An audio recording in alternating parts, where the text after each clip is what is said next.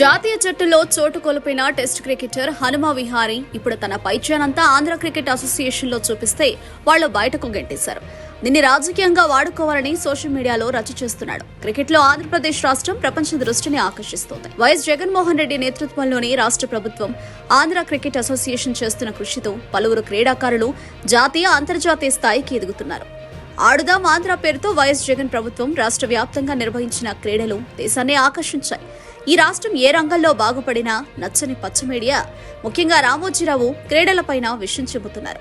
ఇందుకు ఆంధ్ర రంజీ మాజీ కెప్టెన్ హనుమ విహారీ ఉదంతాన్ని కూడా విషపూరితం చేసి చిలువలో పలువలో అల్లి ఈనాడులో కథనాలు వండివారిస్తున్నారు. నిజానికి ఆంధ్ర క్రికెట్ జట్టు కెప్టెన్ గా హనుమ విహారీ వైఖరి ఆది నుంచి వివాదాస్పదమే. జట్టు సభ్యుల పట్ల అనుచితంగా ప్రవర్తించి దుర్భాషలాడుతుంటారని ఫిర్యాదులున్నాయి. విహారీ వ్యవహార శైలిపై పలుమార్లు సాటి ఆటగాళ్లు, ఏసీ అధికారులు, కోచ్ హెడ్లు కూడా ఫిర్యాదులు చేశారు.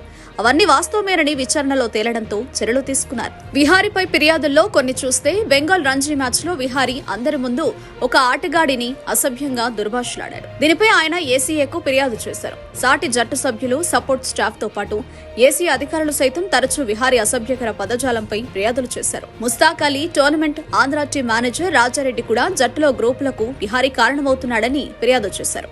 ఇతర రాష్ట్రాల తరపున మ్యాచ్ లో ఆడేందుకు నిరభ్యంతర సర్టిఫికెట్ ఇవ్వాలని విహారీ పదే పదే ఏసీఏని అడిగేవాడు. కొన్నిసార్లు తన నిర్ణయాన్ని మార్చుకుని క్షమాపణలు కూడా చెప్పేవారు. తరచూ కెప్టెన్సీ నుంచి తప్పించాలనేవారు. మళ్లీ ఆంధ్ర జట్టులోనే కొనసాగుతానని చెబుతుండేవాడు. విహారీ అనుభవం, ఆంధ్ర క్రికెట్ ప్రయోజనాల దృష్ట్యా జట్టులో కొనసాగించారు. హనుమపై వచ్చిన ఆరోపణలు వాస్తవాలన్నీ విచారణలో తేలిందే. కొత్త కెప్టెన్ ఎంపిక చేయాలని senior selection committee chairman Vasireddy Chandramouli Prasad Chowdary నుంచి ప్రతిపాదన వచ్చింది. దీంతో విహారీ తర్వాత స్థానంలో ఉన్న రిక్కీ బాయ్ ని కెప్టెన్ గా ఎంపిక చేశారు. ఈ నిర్ణయాన్ని కూడా విహారీ అంగీకరించి అభినందించారు కూడా. ఆ తర్వాత కెప్టెన్ గా తననే కొనసాగించాలంటూ విహారీ తమను బెదిరించి బలవంతంగా సంతకాలు చేయించుకున్నట్టు జట్టు సభ్యులు తెలిపారు. క్రికెట్ హనుమ విహారీ కెరియర్ ఆది నుండి వివాదాస్పదమే. సాటి క్రీడాకారుల పట్ల దురుసు ప్రవర్తన, విచారణ తర్వాత ఏసీఏ చర్యలు, విషయం తెలియకుండానే పొలిటికల్ డ్రామా చేసిన చంద్రబాబు, లోకేష్ దత్తపుత్రుడు మరియు పచ్చ మీడియా అన్ని విషయాలు తెలిసి కూడా రామోజీ విష ప్రచారం చేస్తున్నారు. క్రీడలకు రాజకీయాలు పులిమి, నాశనం చేయడానికి వెనకాడడం లేదు ఎల్లో మీడియా.